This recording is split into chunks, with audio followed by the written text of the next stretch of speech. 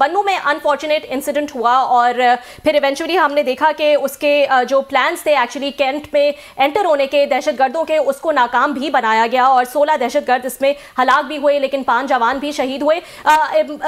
ये कोई stand alone incident नहीं है, हम देख रहे हैं over the period of time इसमें इजाफा ही देखा जा रहा है और ख़ासतौर पर इस एरिया में, इस इलाके में और केपी में जो है हालात मजीद बद से बदतर होते जा रहे हैं। इसको कैसा देख रहे हैं आप? देखिए, श्योरली ये बहुत अलार्मिंग स्टेट है और इसकी एक बैकग्राउंड ज़रूर है और उस बैकग्राउंड में दो बड़ी वजूहत हैं।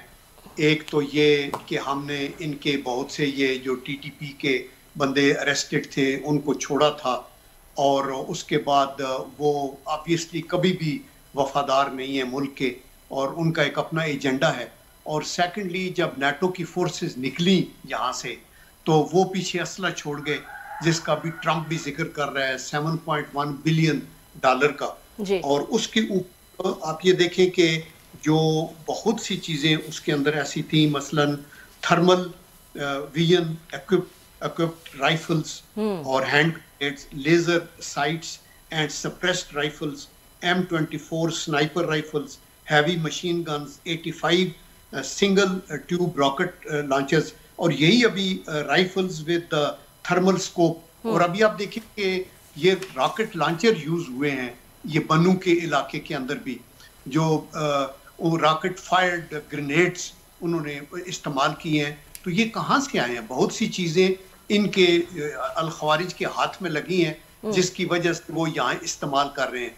और फिर अनफॉर्चुनेटली अफगानिस्तान हुकूमत के दो डबल स्टैंडर्ड हैं। वो टीटीपी टाइप के साथ तो हमदर्दी रखते हैं और वो उनको रोकते नहीं है और बल्कि उनके साथ उनको वेपन्स भी दिए हुए हैं। और तीसरा जो एलिमेंट है दूसरा वो है रा का उनके साथ गठजोड़, यानी एनडीएस और रा को मिल के भी ये कर रहे हैं। और चौथा जो है आईएस का जो एंगल है वो आईएस का एंगल अभी वो रिस्पॉन्सिबिलिटी, ये जो हमारी मस्जिद के ऊपर अकोड़ा में हमला हुआ वो आईएस पाकिस्तानी है, वो तालिबान की नहीं थी, क्योंकि वो तालिबान के तो ये फेवर में थे हमेशा और उन्होंने तो इसलिए आईएस के खिलाफ हैं तालिबान, लेकिन टीटीपी के लिए फेवरेबल है। तो ये डबल स्टैंडर्ड तो नहीं चलते। आपको तो टेररिज्म के खिलाफ चलना है, साथ आप अपने नाते जोड़ रहे हैं इंडिया के साथ जो कोई का हाथ से नहीं आ जाने देता कि राह को मिला के, बल्कि वो तो अलग ऐलान कहते हैं कि हमने पाकिस्तान में 20 जो हैं वो लोग मारे हैं जो सिखों के वफादार थे या कश्मीरी लीडर्स हैं। और इसी तरह कनाडा में उन्होंने किले की, आप देखें अमेरिका में की। तो ये मतलब है कि कॉम्प्लिकेटेड गेम है जिसको अल्लाह का करम हमारी फौज और हमारी हुकूमत और हमारी पाकिस्तानी अवाम एक बड़ी दलेरी से इसका हम सामना तो कर रहे हैं, लेकिन हम ये चाहते हैं कि इतनी कैजुअलिटीज नहीं होनी चाहिए। जी जनरल साहब, ओवर द टाइम पीरियड जैसे मैंने कहा कि इसमें एक इजाफा ही देखा गया है दहशतगर्दी में अभी, लेकिन फिर एक ब्लेम गेम जो देखा जाता है कि सूबाई हुकूमत जो है वो सेंटर पे इस चीज़ का इल्ज़ाम लगा रही होती है कि उनकी इनफ अटेंशन नहीं है टुवर्ड्स दिस इशू और सेंटर जो है इसको एक सूबाई फेलियर कहता है। इसको आप कैसे देख रहे हैं? देखें, ये तो it has to be a national effort. ये बिल्कुल सूबे की बहुत ज़्यादा रिस्पॉन्सिबिलिटी होती है। ऑफ कोर्स उसकी वजह यह है कि सूबे के अंदर जब आके हमले होते हैं तो वो फिर सूबाई हुकूमत ने उसको टैकल करना होता है कि ये लोग भरी हुई बारूद की गाड़ियां और वैगन्स आके कंटोनमेंट तक कहाँ पहुंचते हैं। जो कंटोनमेंट्स भी हैं वो उनकी भी जो देखभाल है और उनकी जो सिक्योरिटी के अरेंजमेंट है, ऑफिसर्स का नहीं, ये सिविल गवर्नमेंट का रिस्पॉन्सिबिलिटी होती है। आर्मी के लोग जब बॉर्डर पे डिप्लॉयड होते हैं फिर उस वक्त तो although civil installations well protected होती है और उसमें एजेंसीज का भी हाथ होता है, लेकिन ये जब बॉर्डर क्रॉस करके अंदर आ जाते हैं फिर चेक पोस्ट से गुजरते हैं तो ये खा बलूचिस्तान की हुकूमत हो या ये केपी की हुकूमत हो या पंजाब हो या सिंध हो, अभी आप सिंध के अंदर भी इसी तरह होते हैं, पंजाब के अंदर भी माजी में होते रहे, उसके अंदर फिर गवर्नेंस सूबे की आ जाती है। लेकिन मरकज की रिस्पॉन्सिबिलिटी ये है कि मरकज एक तो बॉर्डर मैनेजमेंट के अंदर effectively second line forces government की लगाए जो कि पैरा फोर्सेस हैं। सेकंडली प्रो एक्टिव हमारी होनी चाहिए, इंटेलिजेंस, ट्रांस बॉर्डर इंटेलिजेंस होनी चाहिए।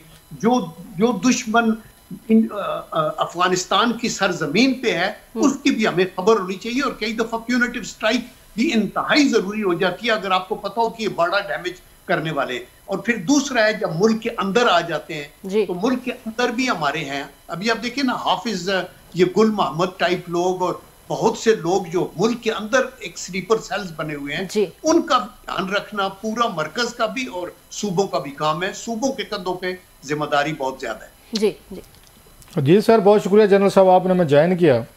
आपने बड़ा तफसील से सारे इश्यूज़ पे आपने रोशनी डाली है सर। इसमें दो तीन चीज़ें हैं। तालिबान की बात कर रहे थे, क्रॉस बॉर्डर की कर रहे थे, अफगानिस्तान में हमारे होस्टाइल एलिमेंट्स हैं। अगर मुझे ठीक याद पड़ता है तो ये सारे तालिबान जो आज यहाँ काबुल में बैठे हैं, मोस्ट ऑफ देम या तो इनकी फैमिलीज़ पाकिस्तान में हैं या अभी भी हैं या थी, या ये हमारी कस्टडी में थे। जैसे आपने कहा, हमने इनको एक फ्रेंडली अंदाज में यहाँ पे रखा हुआ था। कुछ कराची में थे, कुछ कोयटा शूरा बनाई हुई थी, कोई पेशावर में थे, और हमने इनको डिलीवर किया था अमेरिकन को वहाँ पे दोहा में। और वहाँ से उनके पीस मुज़ाकरात हुए और हम ये समझे थे कि सारे हमारे दोस्त हैं, हमने इनको रखा हुआ है और हम इनको काबुल पर इंस्टॉल कर रहे हैं तो फिर सारी चीज़ें ख़त्म हो जाएंगी। तो फिर क्या हुआ सर? ये तो सारे हमारे लोग थे, देवर आवर ऊन। हमने खुद इनको पाला पोसा, प्रमोट किया, प्रोटेक्ट किया, ग्रूम किया और फिर इनको काबुल में हुक्मरान भी बनाया सर। आज हम गिले भी कर रहे हैं कि वो शायद हमारा साथ नहीं दे रहे से दे रहे। What went wrong? ये कोई हमसे कहीं गलतियां हुई हैं सर? या देखें रऊफ भाई, आपका ये बड़ा वैलिड क्वेश्चन है। और आप इसकी वजह ये है कि हमारी जो थी ना, एक बहुत बड़ा फ्लॉ आ गया हमारी स्ट्रेटेजिक परसेप्शन के अंदर। हम ये समझ रहे थे कि जब हम ये फैसिलिटेट कर रहे हैं, जब इनके सारे लोग हमारे पास हैं, जैसे आपने वेरी राइटली कहा, और जब ये विड्रॉल होगा तो ये हमारा एक स्ट्रॉन्ग आर्म बनेंगे तालिबान, और हम इनके मफादात के लिए भी फाइट करेंगे। और इनकी ट्रांजिट ट्रेड हमारे थ्रू है, इनकी जो हेल्प चाहिए हम करेंगे, इनकी रिफ्यूजीज हमारे पास हैं। और लेकिन अनफॉर्चुनेटली आप ये देखें कि ये तालिबान ने ऐसी आंखें मोड़ी कि जब इनको, बल्कि मैं तो कई प्रोग्राम्स में ये कहा कि अमेरिकन को इनके $9 बिलियन देने चाहिए, हमें फाइनेंशियल हेल्प करनी चाहिए अफगानिस्तान की, ताकि वो मेन स्ट्रीम आए। लेकिन दो एग्रीमेंट में जो इन्होंने दो चीजों का वादा किया था, एक ख्वातीन के हकूक का, और सेकंड इन्होंने कहा था कि हमारी सरजमीन टेररिज्म के लिए इस्तेमाल नहीं होगी। अभी दोनों की ये वायलेशन करना शुरू हो रहे हैं, क्योंकि इनकी इन बिल्ड जो है ना, एक शुरू में कम्युनिस्ट का इफेक्ट होता था अफगानिस्तान में, एंड सेकेंडली अभी रॉ ने अपनी जगह बना ली। और आपने देखा होगा कि इनका जो फॉरेन और अबूरी हुकूमत का जो फॉरेन मिनिस्टर अफगानिस्तान का, वो उनके फॉरेन सेक्रेटरी से इंडिया के से दुबई में मिलके तो ये ट्रेनिंग भी उधर जाके लेते हैं। हमने तो सारी फैसिलिटीज इनको ऑफर की है। तो मेरे ख्याल में ये, बट आई थिंक इसका हल बंदूक की नोक से हल नहीं होना चाहिए।